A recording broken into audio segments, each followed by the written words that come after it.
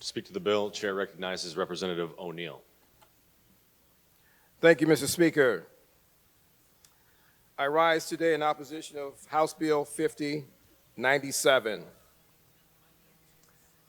Mr. Speaker, I have two questions I want to ask you. Are all white people racist? Second, are all men sexist? Mr. Speaker, I submit to you, these are ridiculous questions. I also submit to you, sir, that the answer to both is, of course not. So, of course, we shouldn't teach Michigan children those things, and it's a good thing we're not. Because not only is critical race theory not being taught in our schools, that's not what critical race theory is. Efforts to ban the teaching of race or gender stereotyping are not unique to Michigan. Mr. Speaker, we've seen states across this country ban what they think is critical race theory from our classrooms. Opponents of critical race theory believe that CRT will instill in young minds the idea that simply because of who you are, they are inherently bad people. The basic idea behind CRT is that racism continues to exist in America.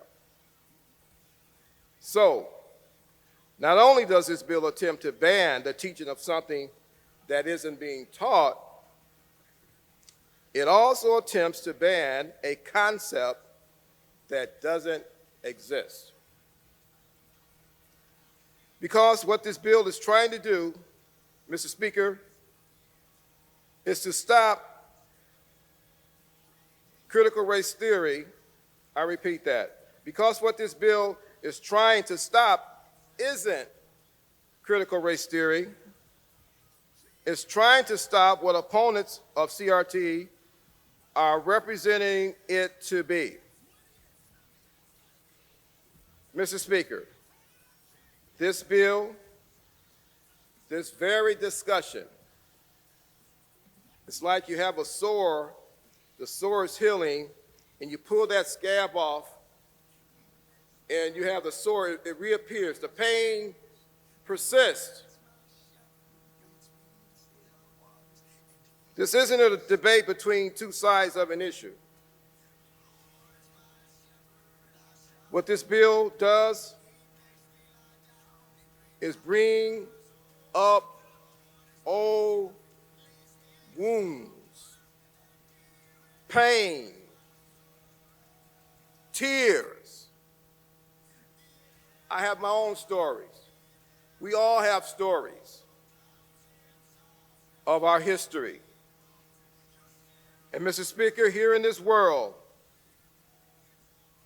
we deal with facts. We deal with reality.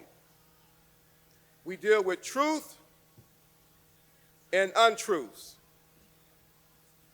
And Mr. Speaker, I submit to you today, the facts are these. Slavery happened. Jim Crow happened.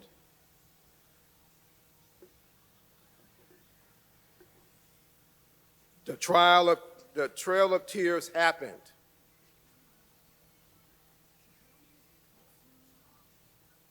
Japanese internment camps happened.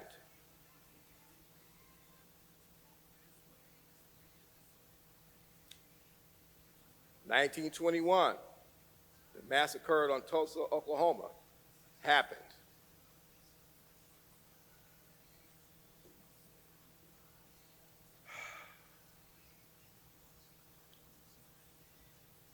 And the echoes of these policies, Mr. Speaker, and these events they still reverberate through our society today. And our children deserve the right to learn, not only that they happened, but why did they happen?